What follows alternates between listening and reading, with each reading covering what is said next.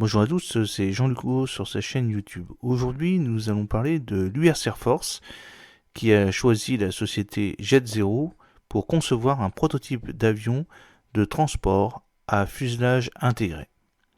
Après avoir commandé 179 avions ravitailleurs K-46A Pegasus auprès de Boeing, l'US Air Force envisagerait encore récemment de se procurer jusqu'à 160 appareils de plus via un appel d'offres devant être lancé lors de la phase dite KCY de ce programme d'acquisition. D'où l'ambiance formée au niveau de Lockheed Martin et de Airbus Defence and Space, une alliance autour d'une proposition reposant sur l'A330 LMXT. Cependant, ces derniers mois, l'US Air Force a laissé entendre qu'elle allait changer ses plans.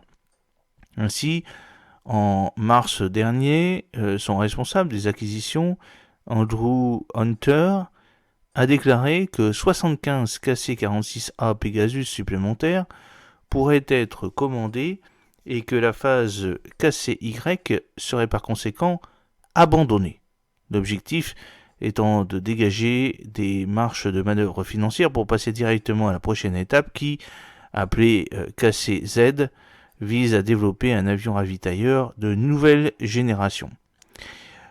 En effet, plus tôt, l'Air Force Life Cycle Management Center, FLLCMC, avait émis une demande d'information auprès de l'industrie au titre du programme AAR Force, Advanced Aerial Refueling Family or Systems, afin de mettre au point une nouvelle famille d'avions ravitailleurs disposant de fonctionnalités supplémentaires, guerre électronique, ravitaillement en vol de drones, commandement et contrôle, etc., tout en étant capable d'évoluer dans des environnements dégradés et contestés.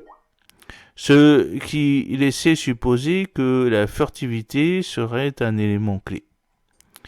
Dans le même temps, la Defense Innovation Unit, DIU, du Pentagone lança une autre demande d'information portant cette fois sur le développement de nouveaux avions de transport à fuselage intégré, Blind Wing Body and BWB, censé être plus sobre en carburant, sachant qu'une telle configuration permettrait de réduire de 30% la consommation en kérosène ainsi que la surface équivalente radar SER. L'approche traditionnelle consistant à transformer un avion commercial comme le DC-10 ou le Boeing 767 en ravitailleur ou en avion cargo ne répondra plus aux besoins de l'US Air Force car des adversaires comme la Chine sont capables de détecter, de suivre et d'abattre des avions américains sur des distances de plus en plus longues.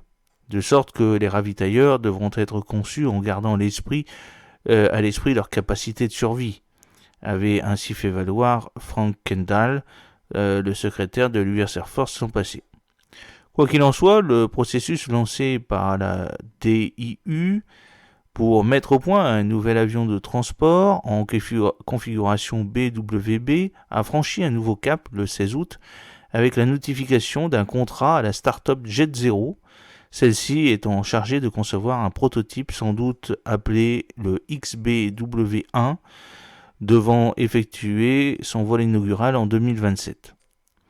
S'il n'est pas lié pour le moment du moins à la phase KCY et KCX, KCZ, ce programme permettra à l'US Air Force de préciser ses attentes et ses besoins pour son futur avion ravitailleur. Ce programme vise aussi à renforcer la base industrielle de défense américaine et à maintenir l'avance sur la Chine, a expliqué Frank Kendall. Et celui-ci de laisser entendre qu'il aura certainement des retombées commerciales dans le secteur civil. Le montant du contrat attribué à JetZero n'a pas été précisé.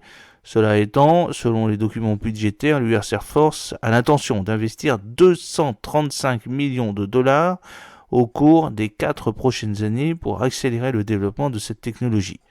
Cet effort doit être complété par des investissements privés.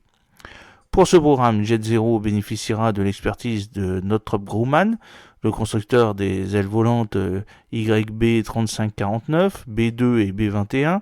L'une de ses filiales, Scale Composite, aura en effet à assembler le prototype XBIW1 sur son site de Majwave en Californie.